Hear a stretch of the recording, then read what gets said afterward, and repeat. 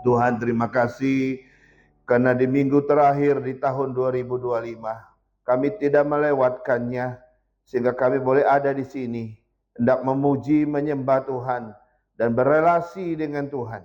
Kami datang dengan hati yang rindu, hati yang memikirkan betapa Tuhan baik telah menuntun kami dari bulan Januari sampai di penghujung tahun ini. Tidak ada satupun Tuhan alfa dalam hidup kami. Tuhan begitu setia, tapi kamilah sering yang tidak setia. Tapi Tuhan tolong kami, biarlah tahun yang lama ini, yang sebentar kami akan tinggalkan beberapa hari lagi, akan menjadi kenangan yang indah, karena ada Tuhan yang setia berjalan bersama setiap kami. Dan nanti masuk tahun yang baru, kami juga percaya Tuhan yang sama akan menuntun kami kembali untuk perjalanan iman bersama Tuhan. Tuhan, pada minggu terakhir ini kami ingin merenungkan sebagian firman Tuhan. Mohon Tuhan bicara sekali lagi buat kami, jika kami mengerti isi hati Tuhan, maksud-maksud Tuhan kepada kami. Berbicaralah karena hati kami telah siap. Dalam nama Yesus kami berdoa. Amin. Amin.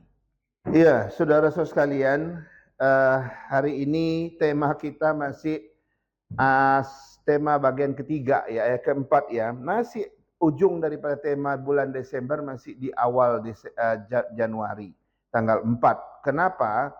Ya, walaupun sudah tahun baru, rasanya masih suasana Natal gitu ya. Jadi kebetulan kado Natalnya juga diundur ke tanggal 4, ya sudah, masih sambung lah gitu ya. Nanti minggu kedua baru kita bicara tentang khotbah-khotbah yang membuat kita menghadapi tahun baru itu kayak apa gitu ya. Nah saudara, hari ini engkau jadikan apa Yesus dalam hidupmu? Kita akan belajar dari yang namanya Pilatus, saudara ya. Nanti saya selipkan Yudas di situ nanti, tapi lebih banyak Pilatus. Minggu kemarin, 2 minggu berturut-turut kita belajar dari Herodes. Herodes jadikan apa Yesus dalam hidupnya? Herodes jadikan Yesus itu musuh. Nah kalau kita lihat Pilatus, ternyata juga kurang lebih saudara. Pilatus juga bukan menjadikan Yesus sebagai Tuhan dan Juru Selamat. Ya, Pilatus juga sama seperti Herodes. Ya Yesus itu cuma tokoh agama, sosok yang dikagumi. Yesus itu cuma nabi biasa, guru yang baik, ya, atau apalah ya gitu ya. Nah, saudara, tokoh sejarah gitu misalnya ya. Nah, Herodes menjadikan Yesus musuh. Pilatus juga menjadikan Yesus musuh dalam hidupnya sebetulnya gitu ya. Nah cuma Pilatus sedikit berbeda. Sikap Pilatus itu lebih lebih halus. Ya, lebih lembut, lebih kalem. Ya tidak perang terbuka seperti Herodes gitu ya. Tapi walaupun demikian dia tetap dalam kategori memusuhi Yesus. Nanti kita akan lihat satu persatu apa yang dia lakukan. Nah sekarang kita lihat bagaimana cara Pilatus menjadikan Yesus sebagai musuhnya. Saudara, ada 4 hal yang dia lakukan, yang dari sini kita tahu kalau Pilatus menjadikan Yesus musuhnya. Yang pertama saudara, Pilatus itu tahu yang namanya kebenaran, tetapi ia tidak berani bertindak atas kebenaran. Ya, saya ulangi sekali lagi. Pilatus itu tahu yang namanya kebenaran, tapi ia tidak berani bertindak sesuai dengan kebenaran, saudara. Saudara, saya mau kasih tahu dulu ya, Pilatus sedikit berbeda dengan Herodes seperti yang saya bilang tadi. Kalau Herodes dikuasai rasa takut kehilangan jabatannya, ya dia takut kehilangan kuasanya. Di sini Pilatus itu sebenarnya tahu kalau Yesus itu nggak bersalah. Beda ya. 3 kali Pilatus berkata begini, aku tidak mendapatkan kesalahan apapun padanya. 3 kali saudara, saya baca. Yohanes 18 ayat 38. Keluarlah Pilatus lagi mendapatkan orang-orang Yahudi dan berkata kepada mereka, aku tidak mendapati kesalahan apapun padanya. Kemudian Yohanes 19 ayat 4. Lihatlah aku membawa dia keluar kepadamu, supaya kamu tahu bahwa aku tidak mendapati kesalahan apapun padanya. 2 kali, 3 kali. Yohanes 19 ayat 16. Ketika imam-imam kepala Taurat, kepala dan penjaga-penjaga itu melihat dia, berteriaklah mereka, salibkan dia, salibkan dia. Kata Pilatus kepada mereka, ambil dia dan salibkan dia, sebab aku tidak mendapati kesalahan apapun padanya. Saudara, tidak hanya itu. Istri Pilatus pun pernah tidak bisa tidur malam hari. Dia seperti gelisah, dia mimpi. Ya, kayaknya waktu dia bangun besok, istrinya memperingati Pilatus begini, jangan kau campur tangan dengan orang benar itu. Ya, jangan kau campur, karena aku sangat menderita dalam mimpi tadi malam. Artinya apa? Antara mimpi istrinya dengan apa yang ditemukan oleh Pilatus, itu menemukan satu kebenaran, bahwa Yesus tidak bersalah, sampai dia bilang 3 kali. Nah, yang menarik saudara, Pilatus itu sempat mau berbuat baik. Ya, dia berkali-kali, berulang kali, ya, mau membebaskan Yesus sebetulnya. Tapi dia nggak berani. Dia nggak berani. Dia mau membebaskan, tapi dia nggak berani. Ya, saya mau bacakan ya dari Lukas 23 ayat 13 sampai 16. Lalu Pilatus mengumpulkan imam-imam kepala, pemimpin-pemimpin rakyat, dan berkata kepada mereka, kamu telah membawa orang ini kepadaku sebagai orang yang menyesatkan rakyat. Kamu lihat sendiri bahwa aku telah memeriksanya. Dan dari kesalahan-kesalahan yang kamu tuduhkan kepadanya, tidak ada yang kudapati padanya. Dan Herodes juga tidak.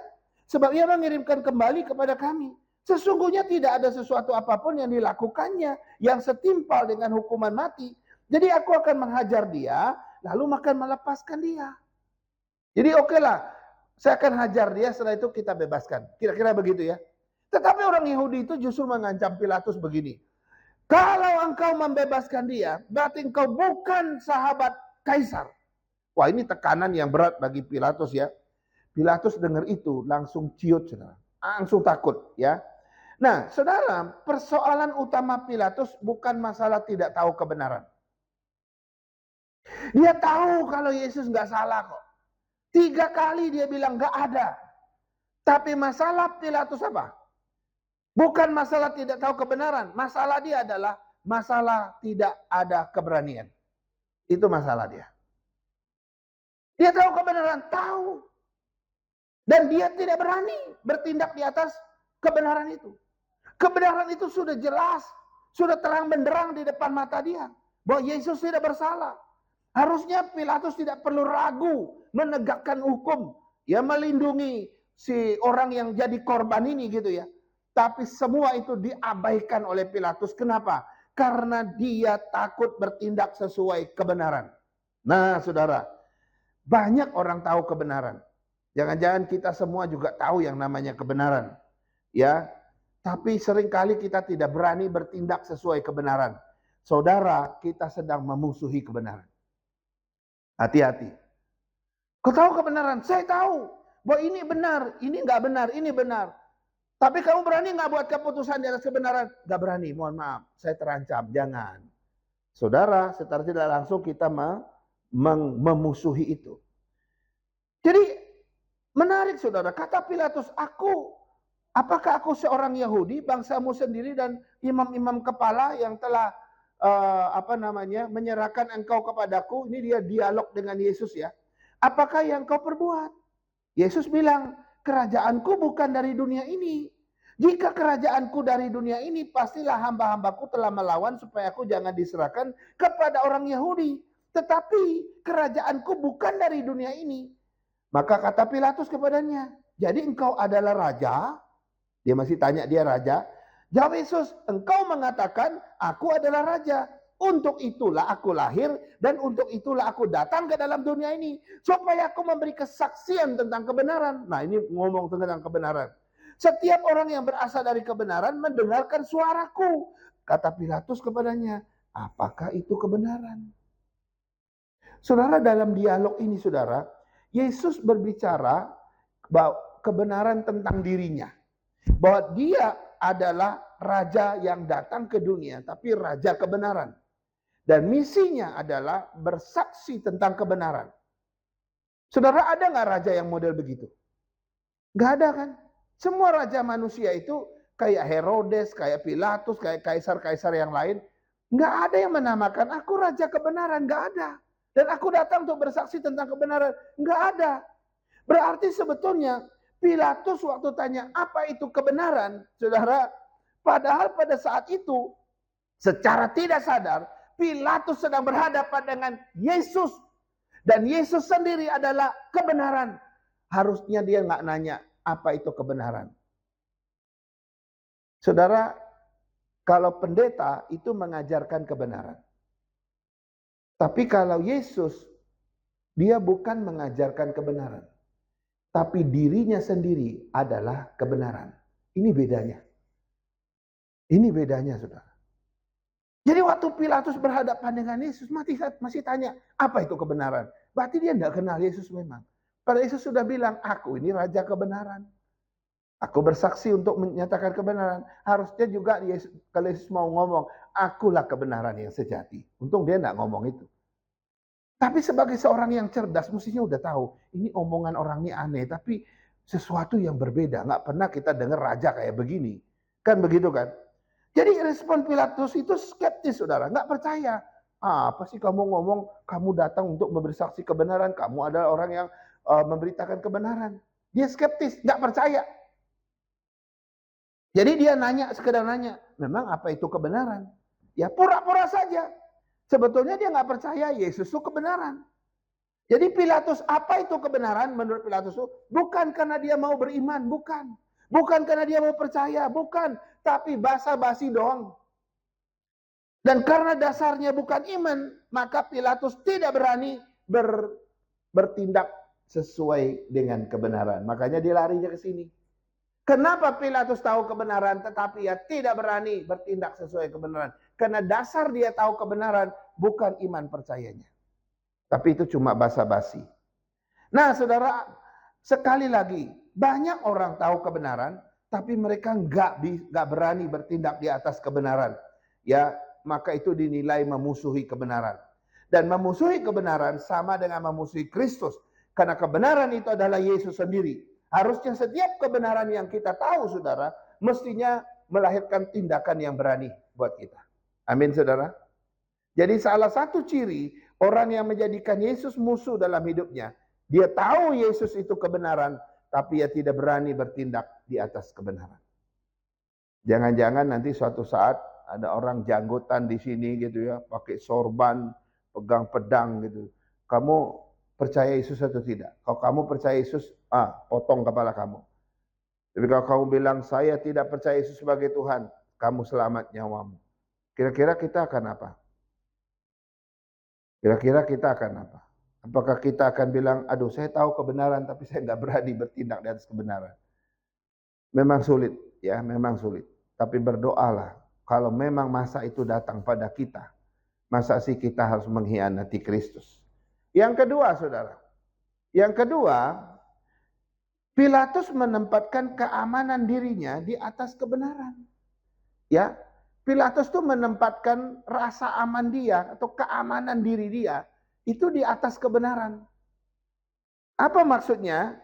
Waktu Yesus memperkenalkan dirinya, identitasnya pertama kali kepada Pilatus, dia bilang, kerajaanku bukan dari dunia ini loh.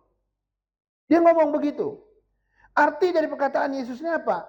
Bahwa kalau kerajaanku bukan dari dunia ini, kerajaanku itu dari surga, kerajaanku bukan dari dunia ini. Artinya apa?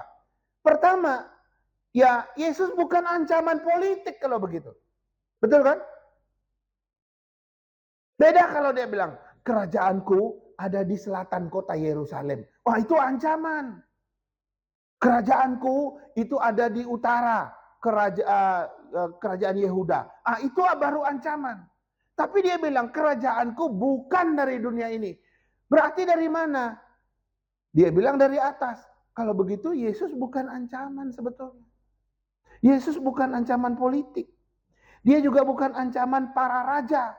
Karena kerajaannya tidak ada di dunia ini. Kerajaan yang ada itu kerajaan yang gak terlihat. Nah, tetapi ia adalah raja kebenaran, misinya bersaksi tentang kebenaran. Nah, saudara, seandainya Pilatus tahu perkataan Yesus ini, saudara, harusnya ia merasa aman dong. Harusnya dia merasa aman. Iya, dia ini nggak tahu wilayahnya di mana, wilayah kerajaannya ada di mana yang nggak tahu. Lalu dia pengikutnya juga nggak banyak, itu nggak ada, nggak tahu siapa pengikutnya. Tapi dia merasa terancam. Dia tetap merasa terancam kuasanya, khawatirnya, dan sebagainya. Nah, saudara, Yesus memang tidak mengancam Pilatus secara tidak langsung. Karena kerajaan Yesus itu bukan dari dunia ini. Dia nggak mengancam, dia bukan ancaman politik. Dia memang tidak mengancam secara tidak langsung. Tetapi orang Yahudi yang membenci Yesus, merekalah yang mengancam Pilatus. Kalau kamu membebaskan dia, hati-hati ya, kami nggak akan pilih kamu lagi sebagai gubernur ya. Kami tidak akan mendukung dunia politikmu lagi.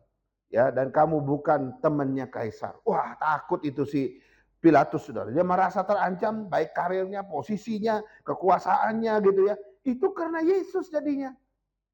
Yesus nggak ngancam, tapi yang ngancam orang Yahudi yang membenci Yesus, saudara. Jadi di sini Pilatus akhirnya keamanan diri dia jauh lebih urgent, keamanan diri dia jauh lebih penting, ya. Kemudian apa tadi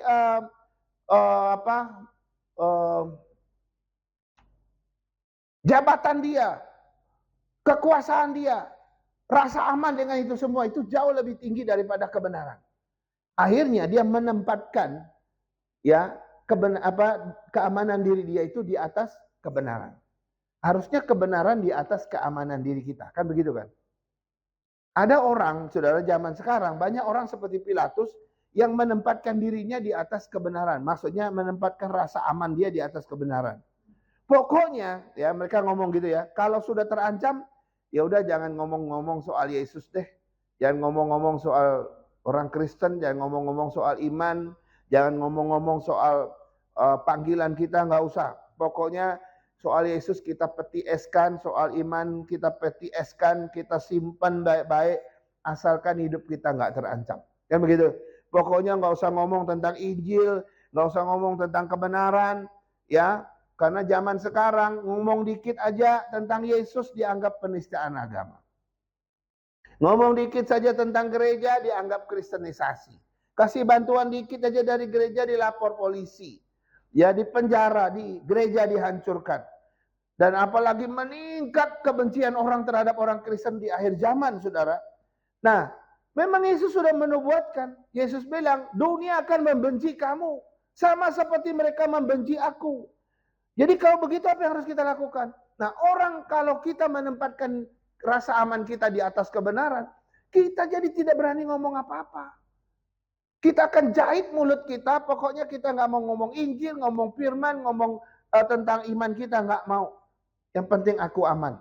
Kalau begitu kebenaran itu dipenjarakan, kebenaran itu diikat, nggak berani kita menyatakan kepada orang. Itu Pilatus, saudara. Secara tidak langsung kita memusuhi Kristus. Mestinya yang kita lakukan apa? Sebagai orang percaya, kita mesti lebih mementingkan kebenaran daripada rasa aman kita sendiri. Betul, kita nggak sembrono. Betul, kita tidak sembarangan bicara. Betul, kita harus punya hikmat dan bijaksana memberitakan Injil. Tapi itu tidak berarti kita tidak boleh tidak melakukannya. Kita tetap harus menyatakan kebenaran kapanpun, dimanapun. Baik atau tidak baik waktunya. Nyatakan kebenaran, nyatakan imanmu, nyatakan siapa Yesus, nyatakan Injil kepada orang lain. Sekalipun mungkin rasa aman kita terancam. Kebenaran tetap harus di atas segalanya. Biarlah kebenaran itu dinyatakan dengan natural dalam hidup kita. Oke, mungkin kita nggak berani terus terang memberitakan Injil gitu. Kita bisa bersaksikan lewat dua hal. Pertama, lewat memberitakan Injil secara langsung. Mungkin yang itu kita terlalu sulit misalnya. Untuk mereka yang dilatih saja oke lah. Tapi yang kedua, kita bisa memberitakan Injil lewat kesaksian hidup kita. Tetanggamu, siapapun itu, nyatakan saudara kesaksian hidupmu yang bagus. Makanya dulu ada istilah pagar mangkok. Pernah dengar pagar mangkok? Kalau kita lewat rumah orang di Jakarta ini, apalagi kompleks rumah orang kaya-kaya itu ya, waduh, pagarnya setinggi gini sudah. Kita nggak bisa lihat ke dalam siapa di dalam, kita nggak bisa main sembarang aja masuk, nggak bisa. Mereka rasa aman mereka diproteksi dengan bangun pagar tinggi. Ya. Tapi ada orang membangun rasa amannya, tidak perlu pagar tinggi, pagarnya pendek saja. Sekali maling loncat atau orang mau mencuri itu gampang sekali. Tetapi karena dia baik kepada lingkungannya, nggak ada satupun yang berani masuk pagarnya. Saya bersaksi tentang mama angkat saya dulu, di daerah dia itu sebenarnya banyak preman itu, mungkin si Ibu Awan tahu ya, atau Pak Engki tahu. Itu mereka tinggal di tengah-tengah banyak orang, mohon maaf ya, orang-orang preman dari Palembang di sekitar mereka itu. Pernah ada satu anak muda saya, dia mau pergi ketemu adik angkat saya. Dia jalan, dia langsung dipalak 10.000 pakai pisau. Wah, itu daerah itu. Saya kalau ke rumah itu pakai sepeda ke rumah mereka pun juga rada waspada gitu. Takut mereka nggak kenal saya gitu. Tapi mama angkat saya almarhum itu sudah kasih tahu itu anak angkat saya. Jadi semua aman. Jadi karena orang tetangga apa semua kebetulan kan dia jual bumbu tuh, jual asam, jual terasi, jual bawang-bawangan gitu kan. Kapan mereka tidak ada bawang, Jisung gitu kan. Minta bawang nggak? Ya ambil lah, ya ambil segenggam gitu. Kebaikan-kebaikan itu membuat aman di rumah itu. Tapi orang luar masuk ke situ, waduh ngeri banget. Itu banyak orang-orang yang penjahat-penjahat di situ, bunuh-bunuhan di situ. Jadi target operasi polisi terus di situ. Jadi rasa aman kita betul, kita harus jaga. Tapi jagalah dengan kebenaran. Kebenaran, kebaikan itu dua hal yang sama. Kalau kau berbuat baik dengan orang, berbuat benar dengan orang, orang akan respect kok. Orang respect. Lalu kalau kita nggak buat kebenaran, saudara, waduh kita bangun pagar tinggi-tinggi masih bisa dimasukin orang kok, gitu ya. Sekarang kita lihat yang ketiga. Yang ketiga, Pilatus mengorbankan Yesus demi sebuah kompromi. Saudara, ini tanda yang ketiga, orang yang menjadikan Yesus musuh dalam hidupnya. Kita mengorbankan Yesus itu demi sebuah kompromi, saudara. Karena ada tekanan politik dari orang-orang Yahudi yang membenci Yesus tadi, saudara. Dan tekanan itu begitu besar dan membuat dia jadi takut gitu, ciut. Akhirnya Pilatus memilih untuk kompromi dengan dosa. Dia membiarkan Yesus disiksa. Dia membiarkan Yesus disalibkan, ya disesah, ya disiksa dan akhirnya disalibkan. Dia pilih jalan tengah. Dia pilih jalan aman, jalan selamat bagi dirinya. Nah, sampai titik itu saudara, ya ini bukan soal benar dan salah. Soal benar dan salah itu udah lewat. Kalau soal benar dan salah, Yesus pasti benar. Tapi dia nggak berani buat tindak di atas kebenaran. Tetapi sekarang dia memilih jalan selamat untuk dirinya sendiri. Ya udah, dia berikan dia untuk disesah, disiksa, dan akhirnya untuk disalibkan, saudara. Ya, kenapa? Karena dia takut kehilangan kekuasaan dan juga jabatan dia. Dia kompromi dengan dosa. Tetapi sebetulnya Pilatus itu sadar kalau dia kompromi kok. Dia sadar kalau dia berkompromi. Dari mana kita tahu? Kalau kita lihat filmnya, kalau kita lihat drama-dramanya, Pilatus itu sempat cuci tangan, saudara. Dia membasuh tangannya. Dan menyatakan bahwa aku tidak bersalah terhadap darah orang ini. Ini perkataan Pilatus. Matius 27 ayat 24. Aku tidak bersalah terhadap darah orang ini. Lalu dia cuci tangan. Ini ada satu kesadaran bahwa dia sebetulnya dia tahu kalau dia sedang berkompromi dan dia tidak mau ikut-ikutan. Udah aku basuh tangan saja. Pertanyaannya, apakah dengan membasuh tangan Pilatus bebas dari dosa kompromi? Apakah dengan membasuh tangan, mencuci tangannya, Pilatus dianggap tidak bersalah? Tidak, saudara. Sebenarnya apa yang Pilatus lakukan? Dia mencuci tangan, betul. Itu hanya simbolis saja.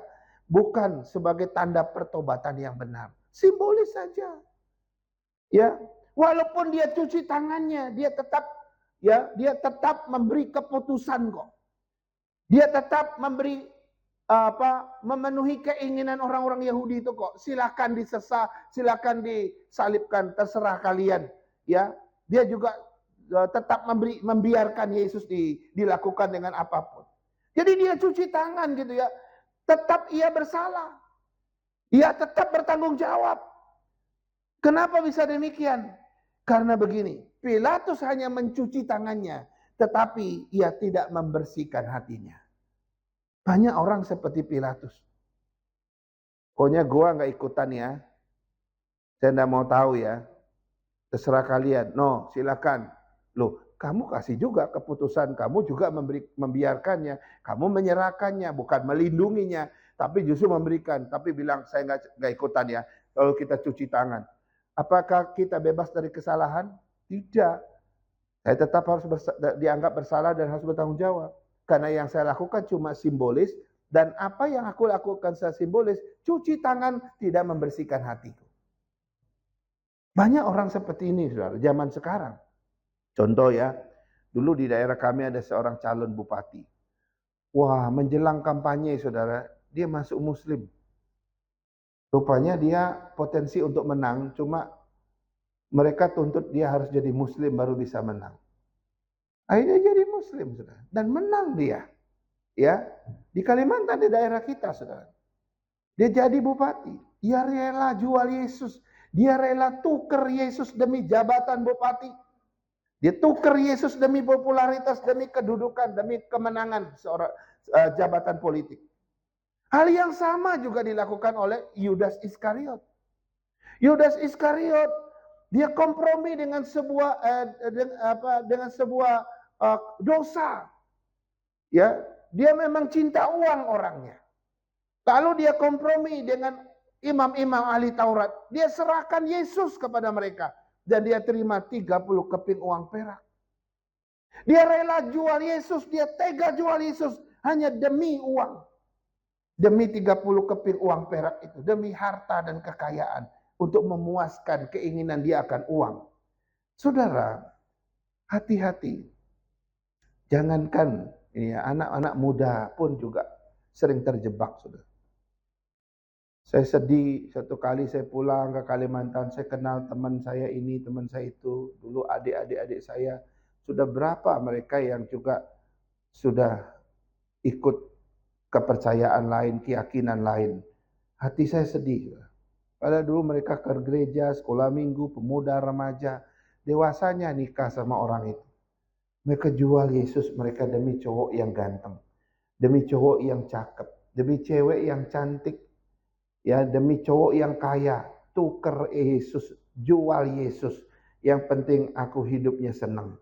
Saudara, kita sedang memusuhi Yesus. Sadis sekali, seperti Yudas mengkhianati Yesus. Yesus pernah berkata begini, jika engkau mengakui aku di hadapan manusia, maka aku pun akan mengakui engkau di hadapan Bapakku.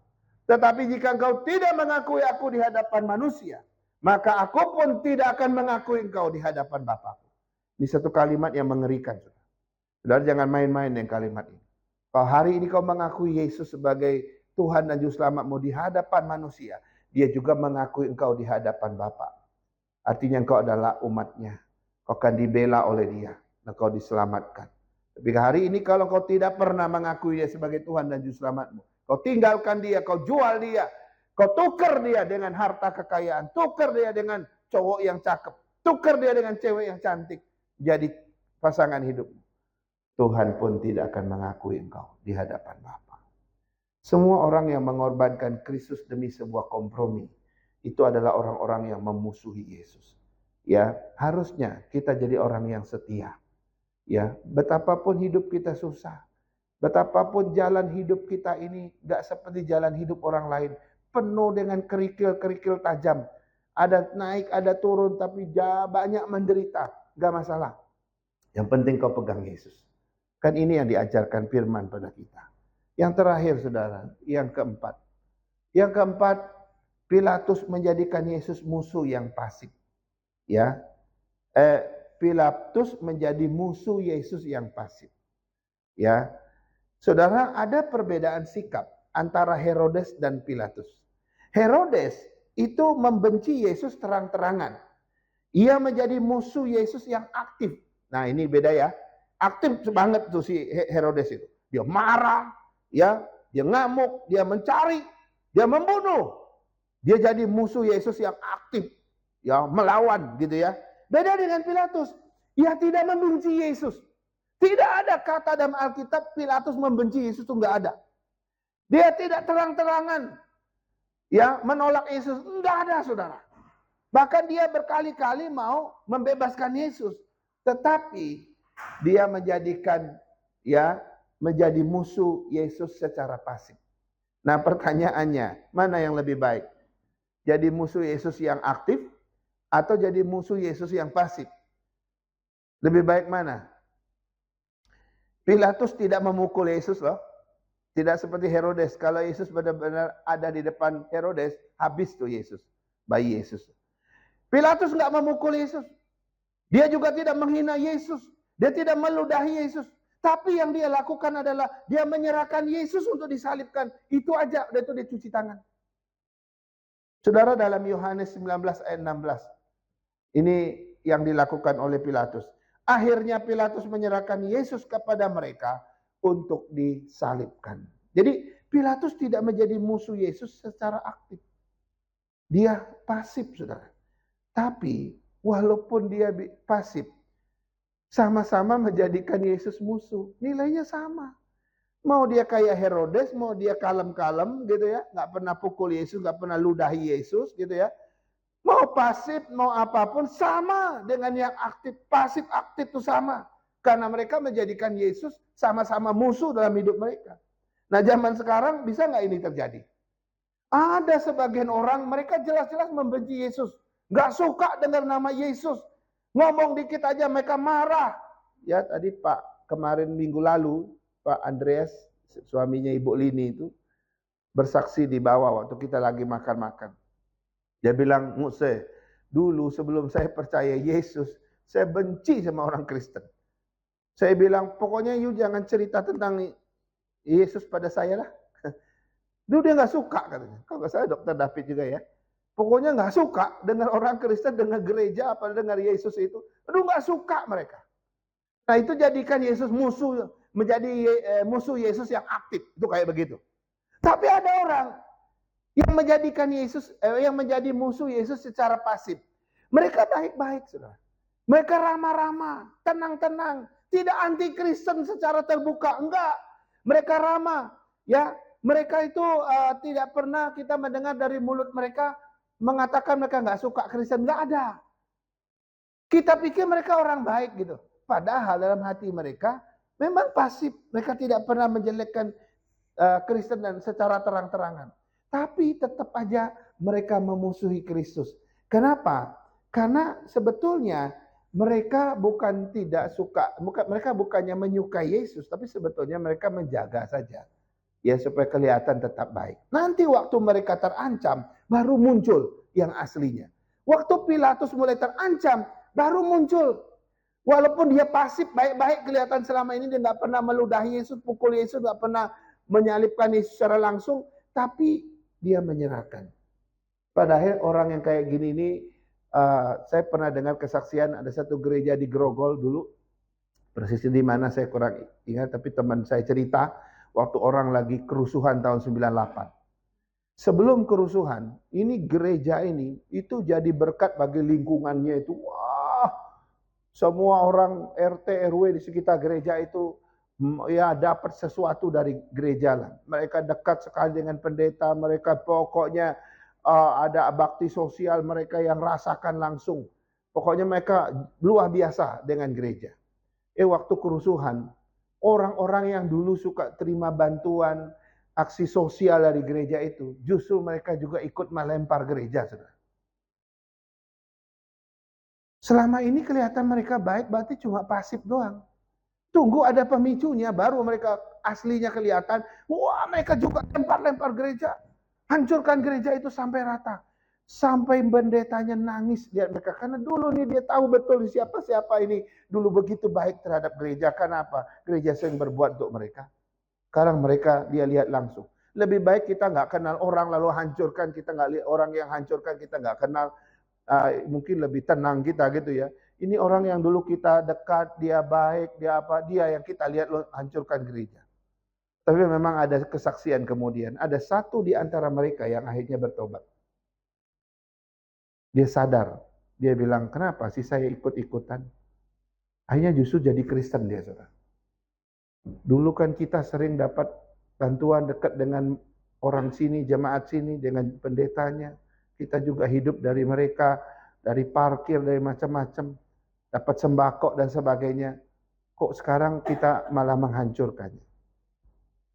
Akhirnya dia percaya Tuhan. Saudara, memang seperti ini ya.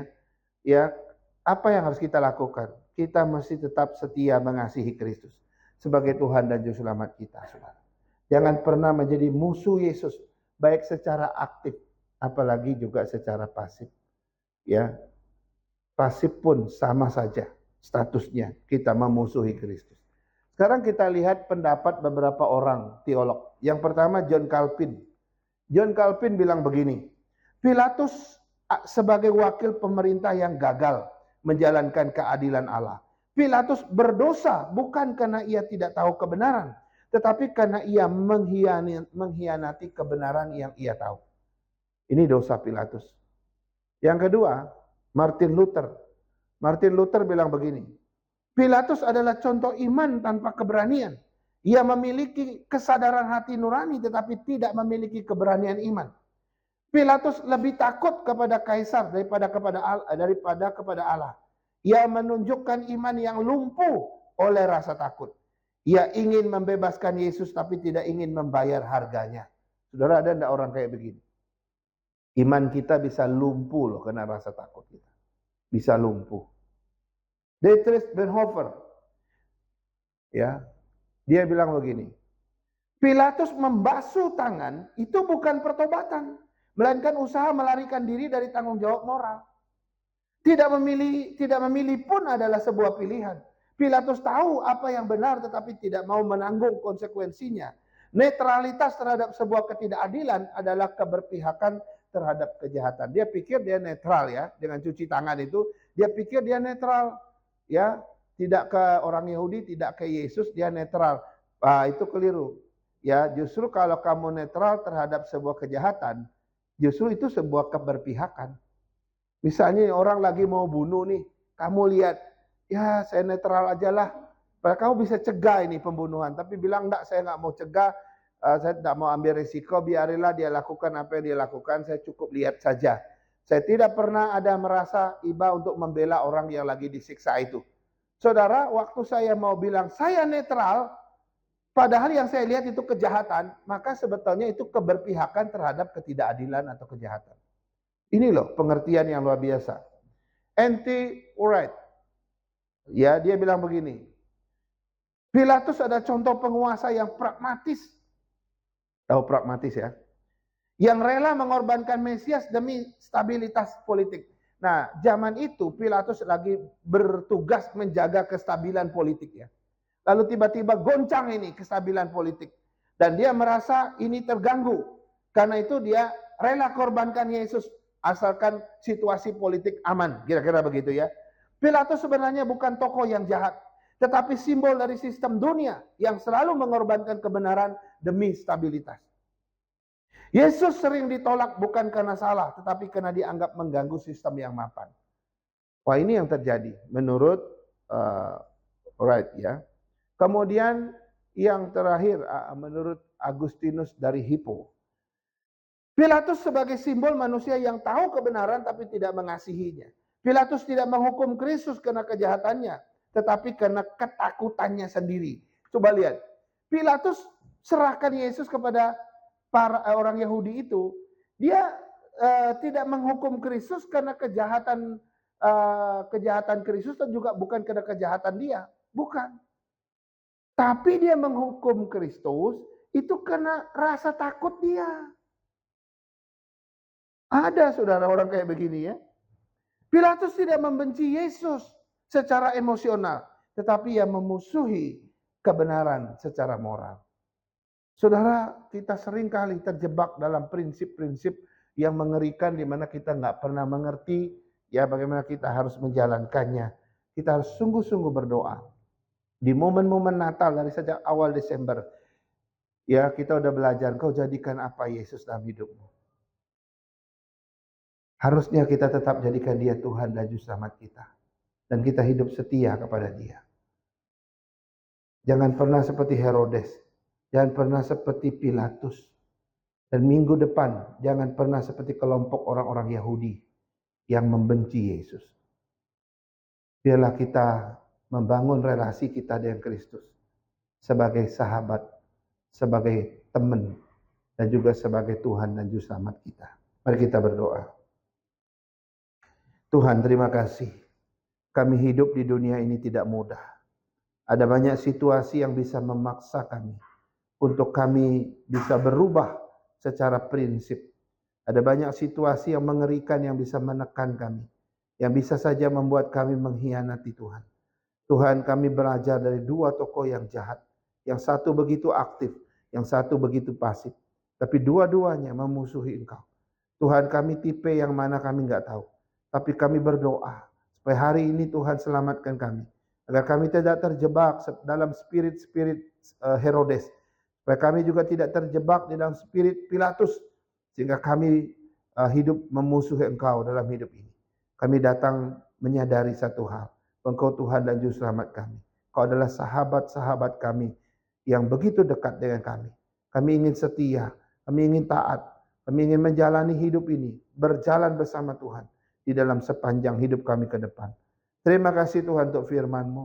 Biarlah kebenaran ini Kau ikatkan, Kau resapkan dalam hati kami.